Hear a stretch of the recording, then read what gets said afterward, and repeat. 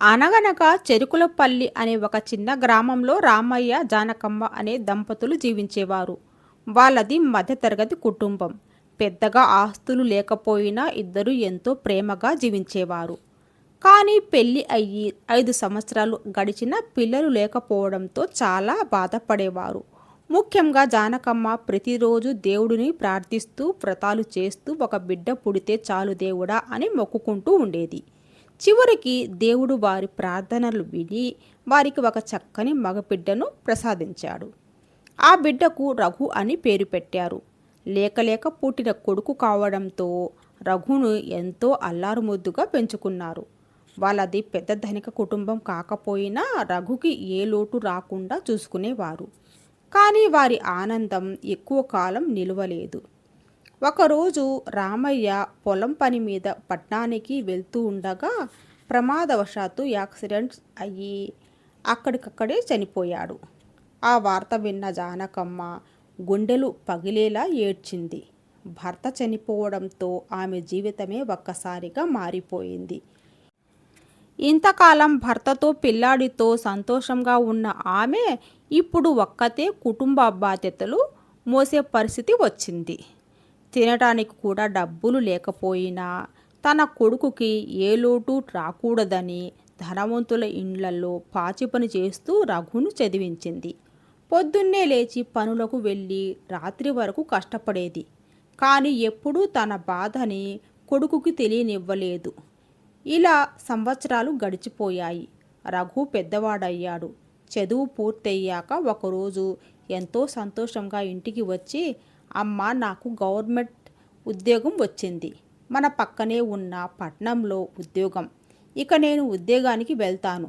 నువ్వు నాకు ఉదయాన్నే భోజనం పెట్టితే చాలు అన్నాడు. ఆ మాటలు విన్న జానకమ్మ ఆనందంతో కన్నీరు పెట్టుకుంది.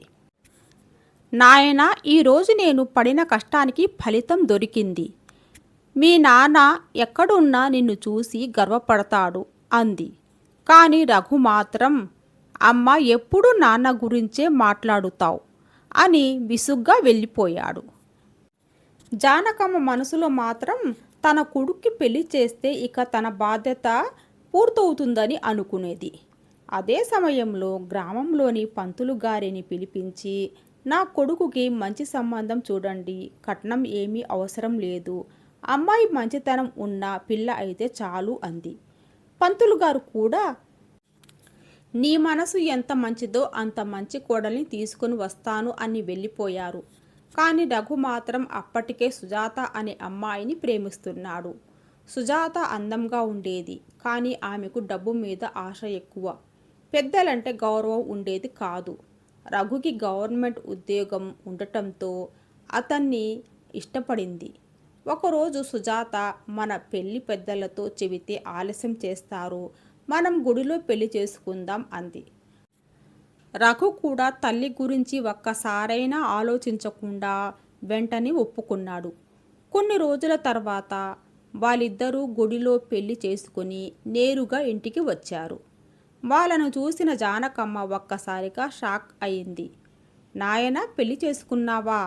నాకు ఒక్క మాటైనా చెప్పాలనిపించలేదా? నేను మీ పెళ్ళిని నా కళ్ళారా చూసుకునే అదృష్టం కూడా లేదా అని బాధపడింది. కానీ రఘు, సుజాత ఇద్దరూ మౌనంగా నిలబడ్డారు. జానకమ్మ తన బాధను దాచుకొని, పోనీలే, అమ్మాయి బంగారంలా ఉంది, దిష్టి తీస్తాను అంది. అప్పుడు సుజాత చిరాకు పడుతూ, అబ్బా, ఈ పొగ నాకు అస్సలు నచ్చదు అంది.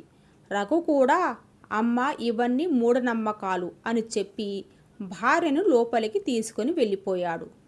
ఆ రోజు నుంచి జానకమ్మ జీవితం నరకంలా మారిపోయింది. సుజాత ఇంట్లో పని మొత్తం జానకమ్మతో చేయించేది.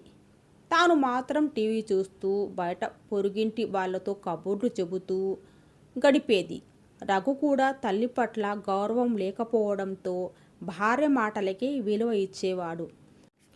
ఒకరోజు ఉదయం సుజాత, ఒసే ముసల్దానా, నేను లేవగానే టీ ఇవ్వాలని తెలియేదా అని అరిచింది. జానకమ్మ భయపడుతూ, ఇప్పుడే తీసుకుని వస్తాను తల్లి అంది. టీ తీసుకొచ్చాక కూడా సుజాత గౌరవం లేకుండా అక్కడ పెట్టి వెళ్ళిపో అని చెప్పింది. పాపం జానకమ్మ ఏమీ అనకుండా తన పని చేసుకుంటూ వెళ్ళిపోయింది. ఇలా రోజులు గడుస్తుండగా సుజాత పొరుగింటి వాళ్ళ దగ్గర కూడా అబద్ధాలు చెప్పేది. మా అత్తేమీ పని చేయదు, నేనే ఇంట్లో అన్నీ చేసుకుంటున్నాను అని నటించేది. కానీ ఊరి వాళ్ళందరికీ నిజం తెలుసు. అందరూ జానకమ్మని చూసి జాలి పడేవారు.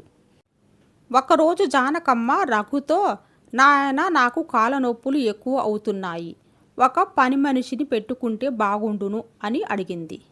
అప్పుడు రఘు కోపంగా, అబ్బా ఇప్పుడే ఆఫీస్ నుంచి వచ్చాను, నీ గోళం మొదలెట్టకు అని అరిచాడు. ఆ మాటలు విని జానకమ్మ మౌనంగా వెళ్ళిపోయింది. కొన్ని సంవత్సరాలు తర్వాత సుజాతకు ఒక కొడుకు పుట్టాడు. కానీ పిల్లాడి బాధ్యత అంతా జానకమ్మపైనే వేసింది. ఇంటి పనులు, పిల్లాడిని చూసుకోవడము, స్కూల్కి పంపించడము అన్నీ జానకమ్మే చూసుకునేది. కానీ ఆ పిల్లాడు కూడా తన తల్లిదండ్రులను చూసి పెరగటంతో నాయనమ్మకి గౌరవం ఇవ్వలేదు. ఏ ముసల్దానా, త్వరగా రెడీ చెయ్యి అని అరిచేవాడు. జానకమ్మ మాత్రం ప్రేమగా చూసుకునేది. ఒకరోజు జానకమ్మ సుజాతతో, అమ్మ నాకు ఈ మధ్య గుండెలో నొప్పి ఎక్కువగా వస్తుంది, ఒకసారి హాస్పిటల్కి తీసుకువెళ్ళరా అని అడిగింది. అప్పుడు సుజాత కోపంగా, నీకు తిండి పెట్టడమే దండగా, ఇక వైద్యం కూడా చేయాలా? ఉన్నన్ని రోజులు బతికి నీ మొగుడు దగ్గరికి పో అని దారుణంగా మాట్లాడింది. ఆ మాటలు విన్న జానకమ్మ గుండెల్లో మంట పుట్టింది. రాత్రి దేవుడి ముందు కూర్చొని, దేవుడా ఇక నాకు బతకాలనిపించడం లేదు, మంచాన పడకముందే నన్ను తీసుకుని పో అని ఏడ్చింది. కొన్ని రోజులకే జానకమ్మ చనిపోయింది. బయట వాళ్ళ ముందు మాత్రం సుజాత నటిస్తూ బాధగా ఏడ్చింది. కానీ మరుసటి రోజే టీవీ చూస్తూ, అమ్మయ్య ఒక దరిద్రం వదిలిపోయింది అని అనుకుంది. కాలం గడిచిపోయింది. రఘు, సుజాత ముసలి వాళ్ళయ్యారు. వాళ్ళ కొడుకు పెద్దవాడై పెళ్లి చేసుకున్నాడు. ఒకరోజు వాళ్ళ కొడుకు కోడలు ఇద్దరూ కలిసి, మిమ్మల్ని చూసుకోవడం మా వల్ల కాదు, మిమ్మల్ని అనాథాశ్రయంలో చేర్పిస్తున్నాం అన్నారు.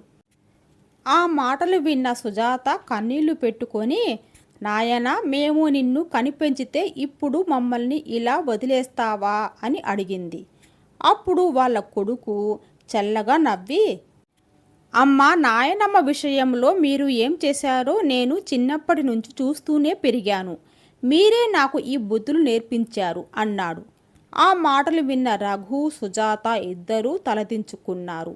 వాళ్ళను అనాథాశ్రయంలో వదిలేసి వెళ్ళిపోయారు. అక్కడ కూర్చున్న సుజాత ఏడుస్తూ, అత్తయ్య గారి విషయంలో నేను ఎంత పెద్ద తప్పు చేశానో ఇప్పుడు నాకు అర్థం అవుతుంది అంది. రఘు కూడా బాధతో, మా అమ్మ నన్ను ఎంత కష్టపడి పెంచింది, కానీ నేను ఆమె విలువను గుర్తించలేదు అని, మనం చేసిన పాపమే ఇప్పుడు మనకి తిరిగి వచ్చింది అన్నాడు. ఆ రోజు నుంచి వాళ్ళిద్దరూ జానకమ్మని గుర్తు చేసుకుంటూ జీవితాంతం పశ్చాత్తాపంతో బతికారు. తల్లిదండ్రుల ప్రేమను, త్యాగాన్ని ఎప్పుడూ తక్కువగా చూడకూడదు.